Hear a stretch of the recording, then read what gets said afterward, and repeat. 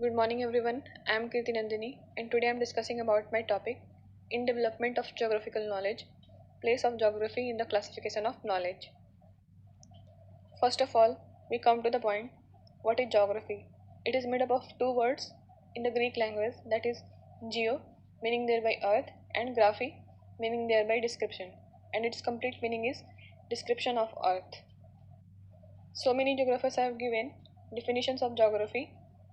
According to Hartshorne, geography is the science that describes and interprets the changing form of the earth from one place to another is human world. Geography की बहुत सारी types हैं. Geography mainly divided है physical geography और human geography में. और physical geography की further branches है जियोमॉर्फोलॉजी, क्लाइमेटोलॉजी, ओशनोग्राफी, बायोज्योग्राफी और इन्वायरमेंटल ज्योग्राफी. इसी तरह ह्यूमन ज्योग्राफी की भी फर्दर ब्रांचेस है population geography, settlement geography, urban geography, cultural, social, political geography and economic geography. और इकोनॉमिक ज्योग्राफी में भी फर्दर ब्रांचेस हैं agricultural geography, industrial geography and transport geography. And now come to the point, classification of geography in location of science, मतलब geography की classification. तो first point जो है, geography is the science of distribution. It talk about distribution of different phenomena.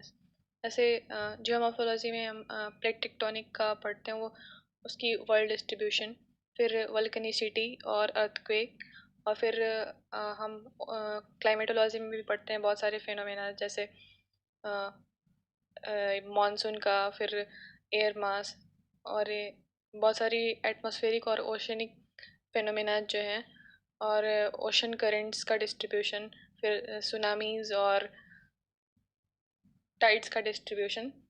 तो ये जो है geography is the science of distribution, इसको शो करता है. नेक्स्ट पॉइंट है कि geography is science of relationship. इसमें ह्यूमन और मैन और इन्वायरमेंट का इंटरेक्शन जो है वो इसमें दिखाया जा सकता है. नेक्स्ट पॉइंट है कि geography is a biophysical science. Biophysical science मतलब biotic and abiotic components. Biotic component जैसे प्राइमरी प्रोड्यूसर हो गया, उसके बाद primary consumer and secondary primary consumer and secondary consumer and decomposer हो गया. तो it is affected by physical factors like temperature, density and humidity etcetera. Next point आता है कि geography is human ecology science. Human ecology is an interdisciplinary and transdisciplinary study of the relationship between humans and their natural, social and built environments. Human ecology जो है ये एक interdisciplinary और transdisciplinary subject है, जिसमें हम रिलेशनशिप के बारे में ह्यूमन और नेचुरल और सोशल और बिल्ट इन्वायरमेंट की रिलेशन के बारे में हम स्टडी करते हैं. उसके बाद आता है कि geography is the science of earth as a planet. It talks about earth science and its physical aspects of earth like its water, atmosphere and the association between earth and other celestial bodies like sun and moon. Earth science deals with detailed explanation of physical phenomenon. Earth science is identifiable through concrete objects. मतलब जो real objects हैं उससे ये earth science जो है identifiable है. It focuses on physical aspects of geography like for example Aristotle explained that Earth is spherical and matter falls together towards a common center. Next point है कि geography is the regional science. तो geography जो है ये तो एक inductive है, और जो रीजनल साइंस है ये एक डिडक्टिव है. जैसे ज्योग्राफी इंडक्टिव इसलिए है क्योंकि पहले मतलब कोई भी जैसे न्यूटन ने ग्रेविटेशनल फोर्स को फाइंड आउट किया, फिर उसके बाद अगर इसकी एप्लीकेशन देखें तो अलग अलग फेनोमेना पे अप्लाई होता है. तो वो जो है फेनोमेना जो अप्लाई होता है, तो ये हो गया डिडक्शन. और इसमें रीजनल साइंस में ऐसे है कि जैसे पहले कोई जनरल कुछ भी होगा, जैसे वो तो ज्योग्राफी हो जाएगा, उसके बाद फिर हम उसकी एप्लीकेशन को हम अलग अलग रीजन्स पे अप्लाई करते हैं, तो ये जो है ये रीजनल साइंस में हो गया। जैसे हम इन जनरल पढ़ते हैं जैसे फिजिकल ज्योग्राफी में कि जियोमॉर्फोलॉजी, क्लाइमेटोलॉजी, ओशिनोग्राफी और ये सब पढ़ते हैं। तो अगर हम इसको रीजनल लेवल पे देखें तो हम अगर ज्योग्राफी ऑफ इंडिया पढ़ते हैं तो फिर ये जो है मतलब जो मेन चीज़ है उसकी एप्लीकेशन है इंडिया के ऊपर।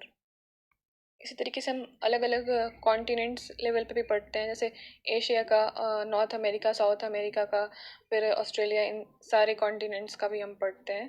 तो ये होता है geography is the regional science. Geography is an interdisciplinary science.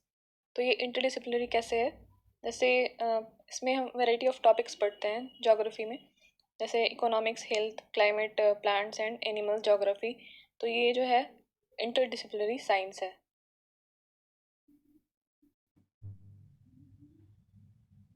Now come to the point areal differentiation and integration. तो areal differentiation क्या होता है? It describes and explain differences between places. मतलब ये एक्सप्लेन करता है कि कोई भी एरिया दूसरे एरिया से कैसे डिफरेंट है। It is the study of the varied nature of Earth's surface, apparent in pattern, interrelationship of climate, soil, vegetation, etc., which produce a mosaic of dissimilar units. Whereas areal integration, it describes and explains linkages for connection between places. It gives idea of association that region interact and integrate rather than break. Now come to the introduction of areal differentiation. Construct a region to Now come to the introduction of areal differentiation. It is the process by which geographers construct a region to describe and interpret the differences in different areas of Earth's surface. It is the study of human and physical phenomena interact and vary other and vary over the surface of the earth. It is similar to choreography and traditional regional geography. मतलब ये जो aerial differentiation है ये choreography और traditional regional geography की तरह ही है। Terms choreography and regional geography were dropped when regionalization became more worldly. जब रीजनलाइजेशन जो है वो ज़्यादा प्रिवेलेंट हो गया तब जो कोरियोग्राफी और रीजनल ज्योग्राफी है ये ड्रॉप हो गया और regional geography was abandoned with the development of systematic geography in mid 1960. Let us see the terms choreography, regional geography and systematic geography. The first, choreography, it was mainly concerned with geographical description of region together with mapping. ये जो है involve करता है कोई भी geographical description of region को mapping के साथ। फिर जो नेक्स्ट टर्म है ये regional geography, focused on the interaction of different cultural and natural factors in a specific land और landscape. For example, analysing few villages based on social, culture and economic aspect would come under area knowledge of regional geography, while systematic geography concentrates on a specific factor at the global level. For example, analyzing Gini index across the world nations would come under systematic geography. In the 1980s, regional geography again became central theme in geography, especially with large-scale detailed imagery available from the satellite to aid regionalization. जो 1980 है उस time फिर जो regional geography है वो central theme बन गया geography में, स्पेशली क्योंकि इसमें बहुत ज़्यादा सैटेलाइट इमेजरी जो है वो अवेलेबल हो गई। तो ये रीजनलाइजेशन की एक तरीके से एड हो गई। तो रीजनल ज्योग्राफी जो है वो अगेन सेंटर ऑफ थीम बन गया। And now again come to the areal differentiation. Most common during the phase of late 19th century to the early 20th century, and that's what is concept of region. And when I say concept of region, I try to understand concept of regional geography. And within the regional geography, we would be trying to understand areal differentiation. Now, region is defined as an area with homogeneous boundary and this region was later on called as regional science by Izzard in around 1951. And Izzard, he tried to explain various quantitative approaches in the field of regional geography. And he tried to apply the concept of factor analysis, principal component analysis, cluster analysis, and so on. Now, this region was defined into various ways, the one of which was areal differentiation. Areal differentiation was propounded by Hartshorne in his book Nature of Geography, and the main objective of areal differentiation, as the word denotes, it was to differentiate various areas and finding out differences in different areas. Now, as I said, let us assume region A and region B and find out a similarity between region and uh, dissimilarity between regions. So, what Hartshorne did was to find out the difference that made this area unique from this area, or this region unique in contrast to this region. This was the basis of the theory of areal differentiation. Now, most of the people say the first one to propound the concept of areal differentiation was Hartshorne, but the concept of areal differentiation has been a kind of historical concept. Started with Hicetas of Miletus, and he tried to explain the differences between various areas. And then Strabo, person who described the parts of the earth.